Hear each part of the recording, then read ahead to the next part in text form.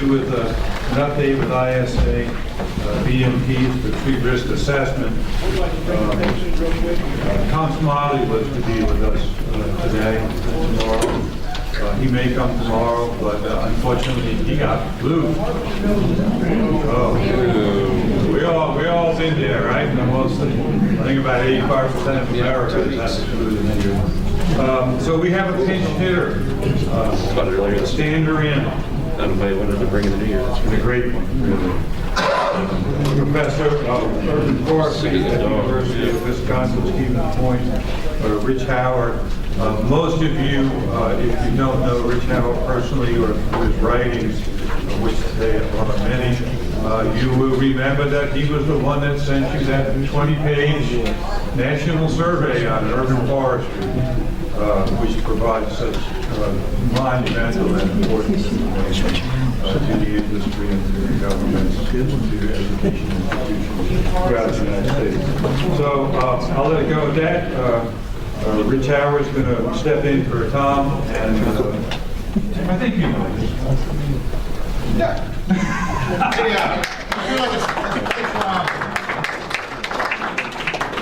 So I kind of feel like a soap opera here, okay?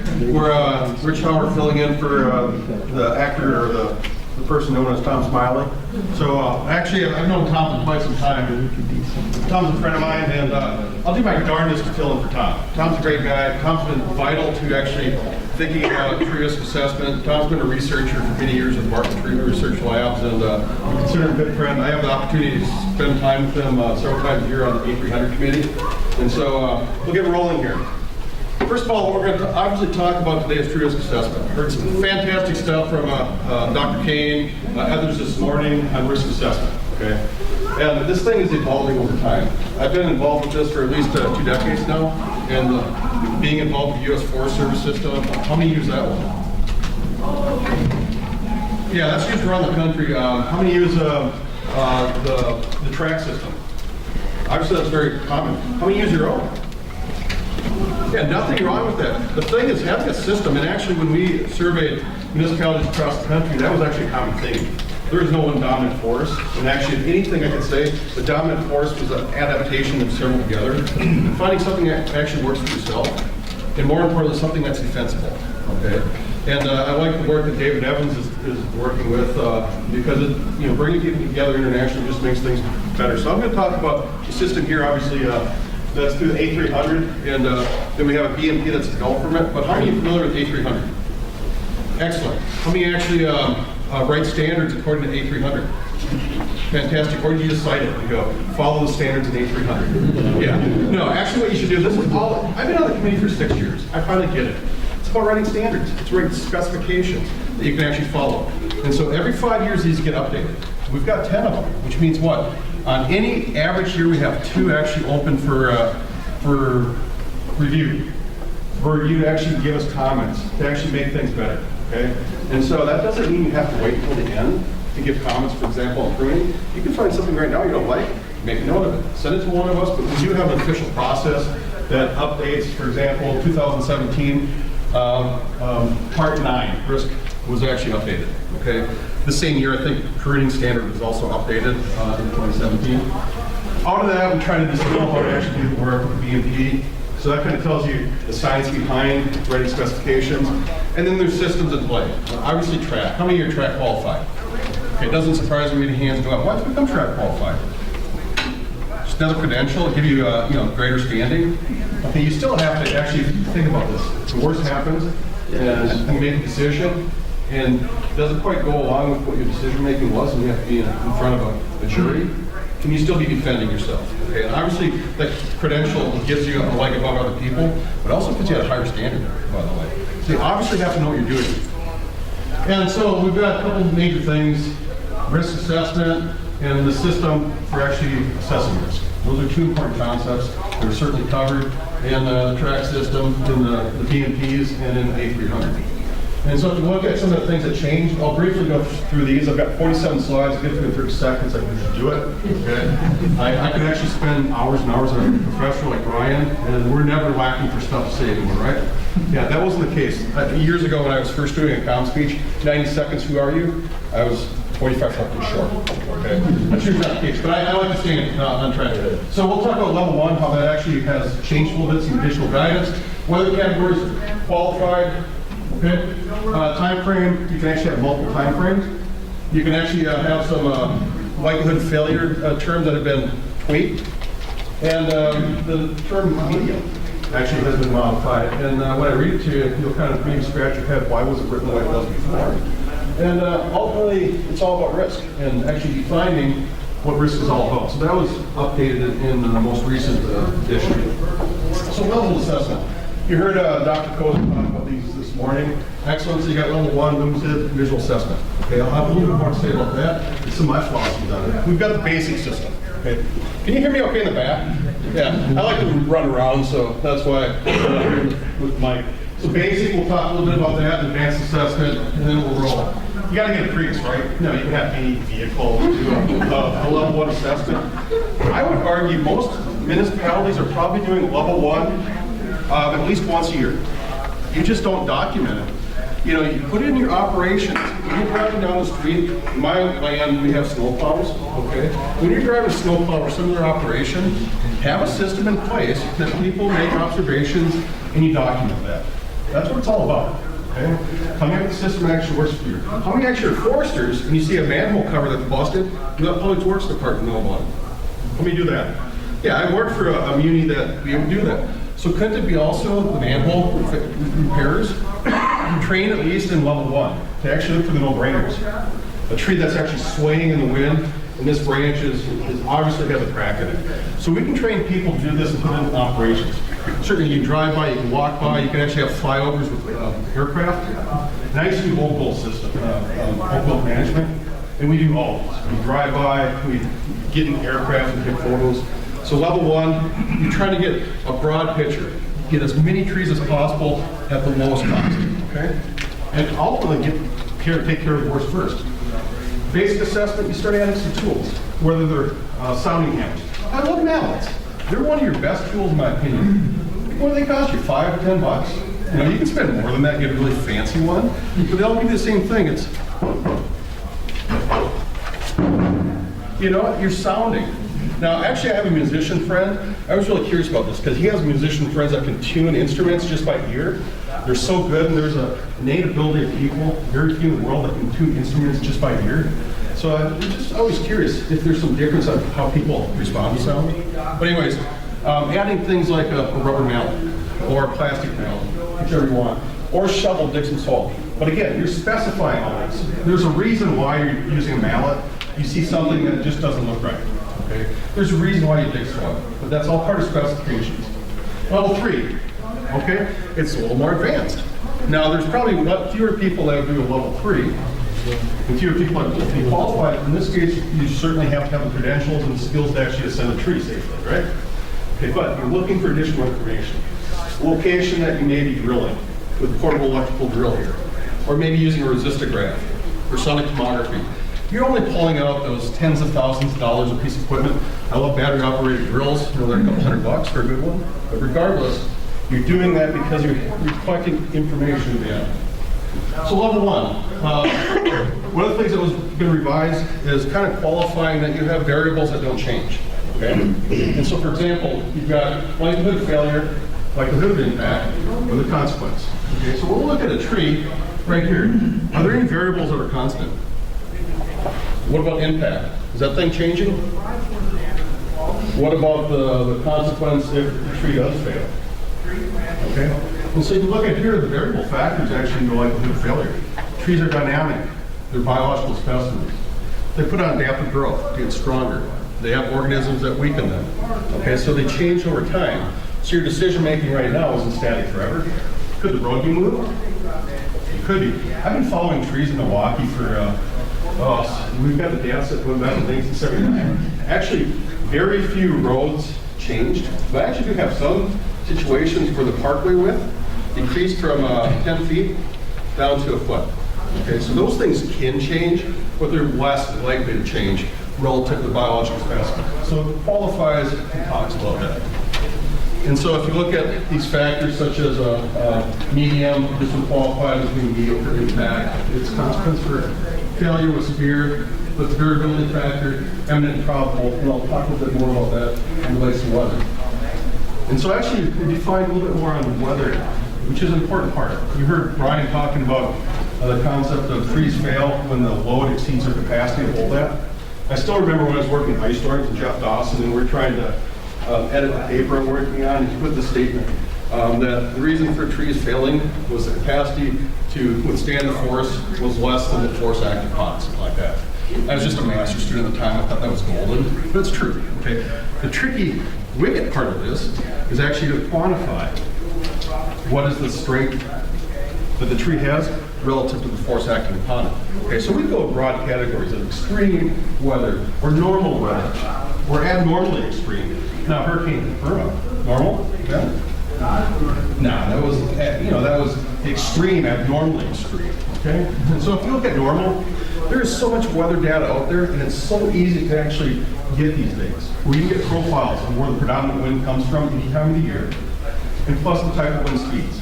Okay, and so for this particular example, wind speeds coming from a certain direction, coming from the north, greater intensity than coming from the south. Okay? So anyways, this weather information is available at certainly a grosser scale, at perhaps at county level. Okay, but it can be actually summarized if you've got enough weather stations to more local level. Now, typically winds, 40, 45 miles an hour is not an uncommon thing. It doesn't happen every day. I grew up in western Minnesota where there's kind of the Midwest wind turbine business started. And where I was, it seemed that we had wind every day. Okay? Wind at a capacity of 10, 15 miles an hour was not uncommon. Where I'm at right now in Wisconsin, it's less common to have those wind events. Regardless, though, any time during the year, we're going to be guaranteed to have at least a 40-mile-an-hour wind. Now, Brian, shoot me down if I'm wrong, but everything I know about wind and trees, the trees typically don't fail when it's 40 miles an hour, right? Unless there's some existing defect that sets them up for failure. And there's a few papers out there that actually have demonstrated that. It's when the winds get higher than that. Okay, so normal events like 40 miles an hour is not an uncommon event. It will happen sometime during the year. It doesn't happen every day. Okay? So probable trees defined by this is potentially expected to fail. Okay? In extreme weather events, the definition used here was winds 10 miles per hour faster than normal. Okay? And now the other thing about trees and winds, if you look, you start getting 50, 60 miles an hour, that's when you start getting trees that start failing that have moderate defects. Or maybe defects that are there that you don't notice. Okay? They're not hurricanes, they're not ice storms that have a loading capacity of maybe 3 inches. That's an abnormally extreme event. And when I actually study trees and ice storms, typically an extreme event, 1.5 inches, is pretty extreme. When you get 6 inches, that's abnormally extreme. It occurs once every 200 or 300 years. For an ice storm that gets about 1.5 inches, perhaps occur in a location where I'm from once every decade, 2 decades. Okay? But regardless, 10 years, would you consider that a long term? I would, okay? Now you can look at hurricanes, you can look at wind speeds starting getting beyond 50, 60 miles per hour. These are classified as abnormally extreme. Okay? Maybe they occur once every year in a state, but not in a geographic location. Because Miami was supposed to get hit by Hurricane Irma, right? Did it happen? No, I remember getting emails from Coler. He's actually across the ocean in England. And it's like, oh great, now it's going towards Tampa. He's over there with his family. He doesn't know if he's going to have a house to come back to. But afterwards, actually, I was talking to him. He said he's doing a lot of home repairs in his house right now. So perhaps it would have been good for a hurricane to destroy his house, because now he can get it all done and enough work doing it himself, right? You probably don't wish that upon your friend, but sometimes good things happen like that.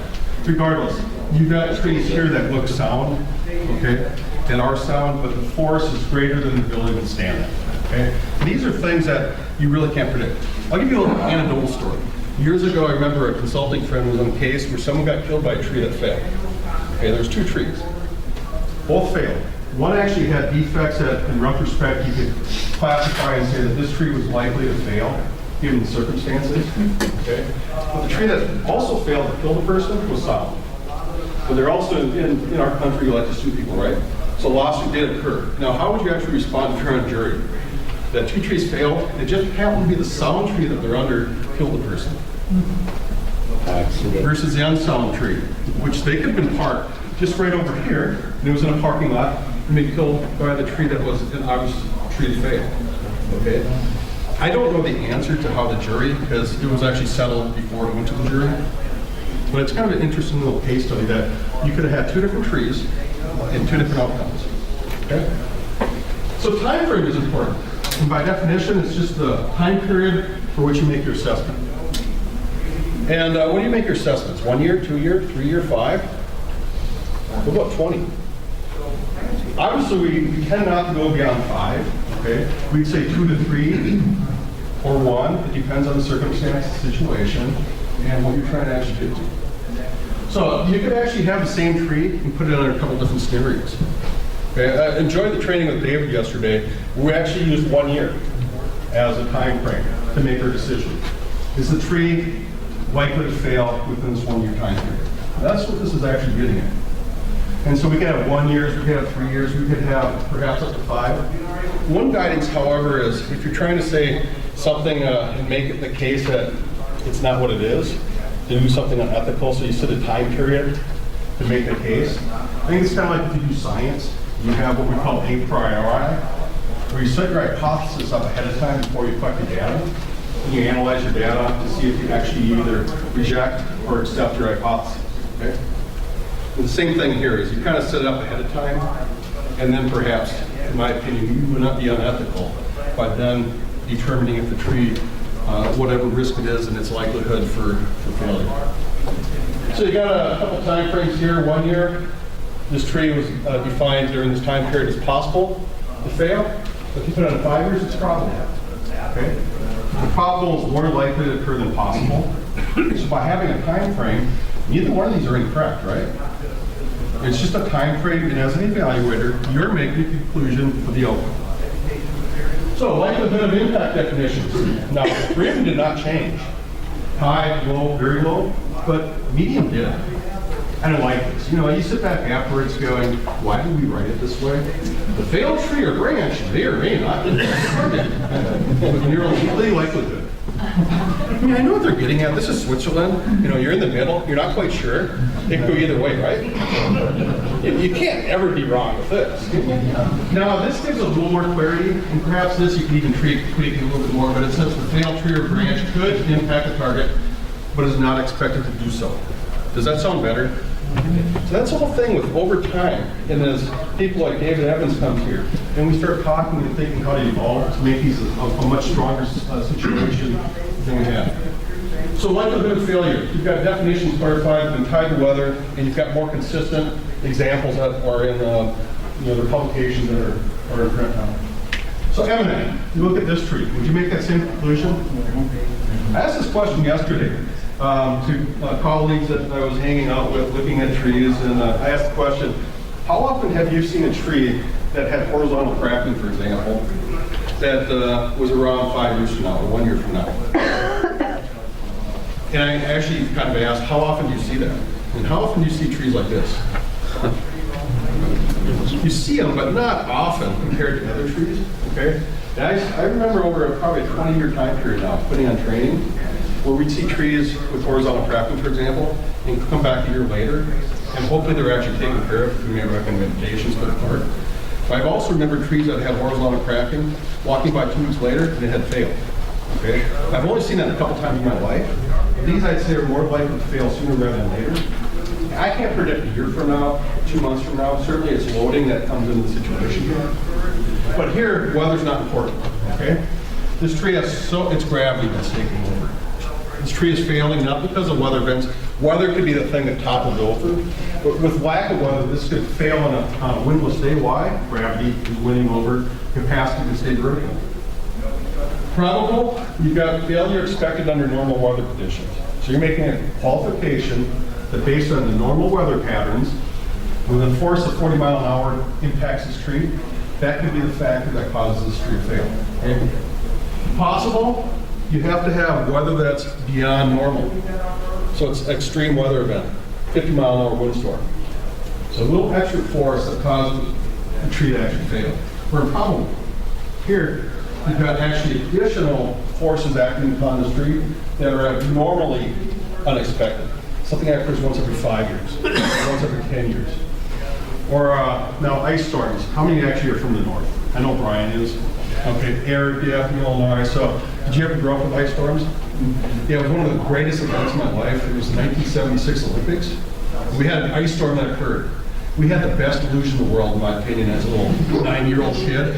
Okay, luging down the ice storm, sledding hill that we had. Life was good.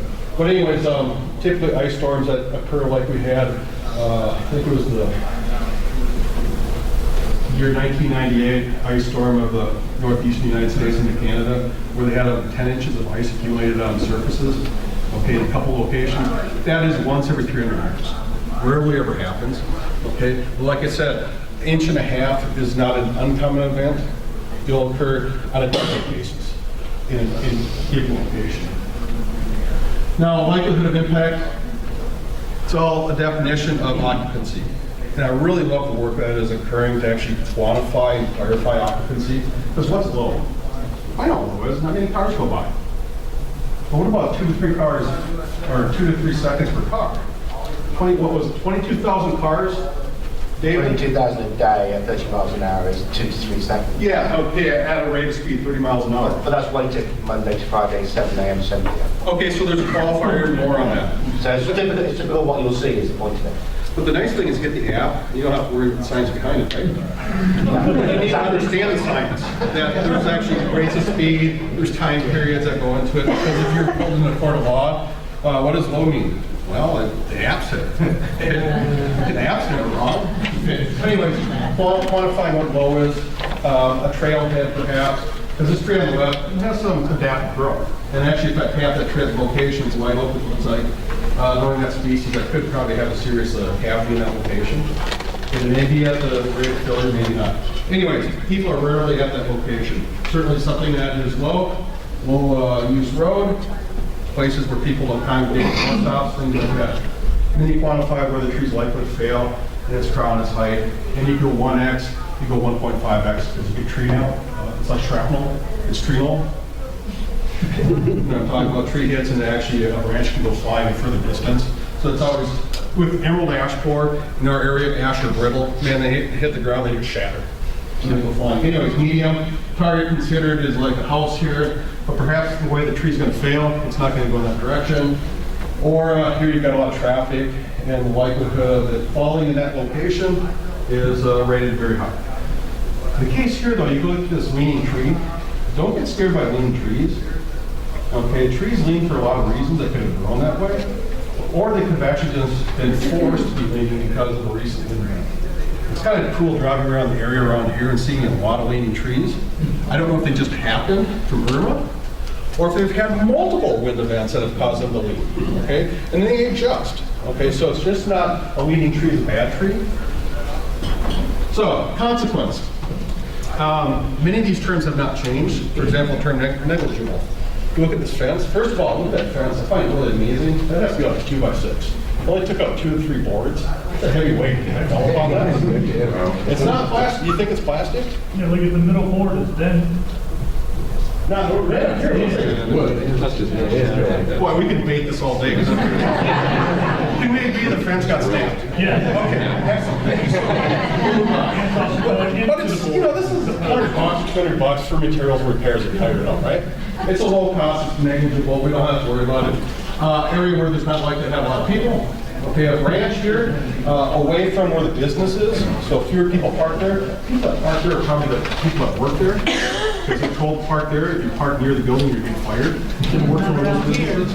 Okay, but anyway, significant moderate to high property damage, people, injuries, require professional care. Or severe, where you have more people, more chances of people getting injured, higher property values. Okay, and these are all subjective. I don't see good definitions on what a high property value is. You could probably use statistics on what is median property values and use that as kind of your qualifier. Okay, but that's subjective. That as an evaluator, you define it based on your scope of work. Then you got the matrices. People love them, people hate them. okay? But the matrices that obviously is in the system that I'm talking about, they use the likelihoods, which is table 1, so the likelihood of failure and the likelihood of impacting the table. They come up with a word. We can call them Pete, Mary, Sue, and Sally, okay? But obviously we get some order here. Because certainly very low is lower than low, which is lower than medium, which is lower than high, right? And so these words, and unlikely, somewhat likely, likely, and very likely, they have some context of a ranked order, okay? Now there's some statisticians that say you can actually put numbers to these because they're ranked, like 1, 2, 3, 4. Other statisticians would say you could not. So that's what I love about being an academic. We argue about these things. But the end result is what's important, coming up with the right decision, right? And so whether the matrix works or not, coming up with the right decision is an important thing. So an example here, what are the targets? People, yeah, people and property. Okay, you got vehicles, you got park benches. They're assigned a 5-year time frame. It was decided likelihood of failure in this case was probable based on codominant stems and decay. Likelihood of the impact was medium. Consequence of failure was severe. So you put these two matrices, you just line them up, bring them down, it's one likely, and you use that then to say, well, we believe it was a severe case, it's moderate. Okay? Now the thing is being right. I don't know, here's the thing. There's actually some work being done now to actually evaluate the outcome of trees being evaluated and the rate of failure. You'll hear Andrew Kozer giving a presentation of the track system put in place on tree failures. Science really is what's important here in getting the system that actually works correctly in this case. Document. Here's the old form. Okay, there's actually a new form I'll talk about just briefly. But anyways, document information. You can use the track system. You can use your own system. Use a system that works. Document the information because that gives you a record that you've actually been proved.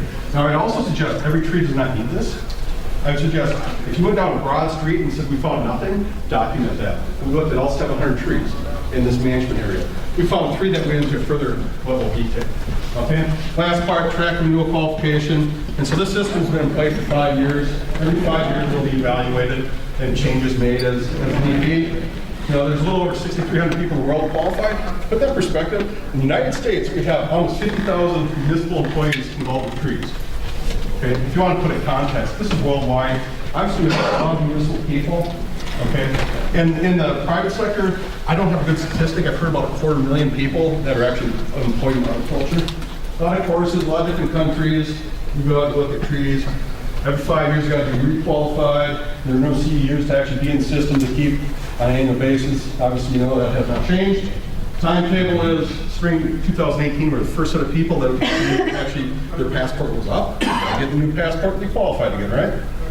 And if you don't do it, that's fine. You're on the system. That's personal choice. Obviously, it costs a little over $600 to join.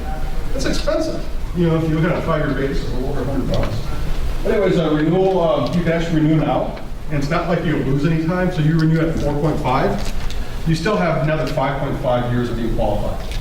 All right, so the expiration date doesn't change. If they would be expired January 1st of 2018, you'd be January 1st, actually December 31st, on 5 years after the date. So, a couple cool things though. You still have the old system, 2.5-day training. You go through the same learning, examination, practice time. But there's also a short course where you can actually be qualified in 1 day refresher. Okay, we also do take a test, but rather than going to 2.5 days, you can do 1 day. It's actually a little less expensive. Okay, it's actually $220.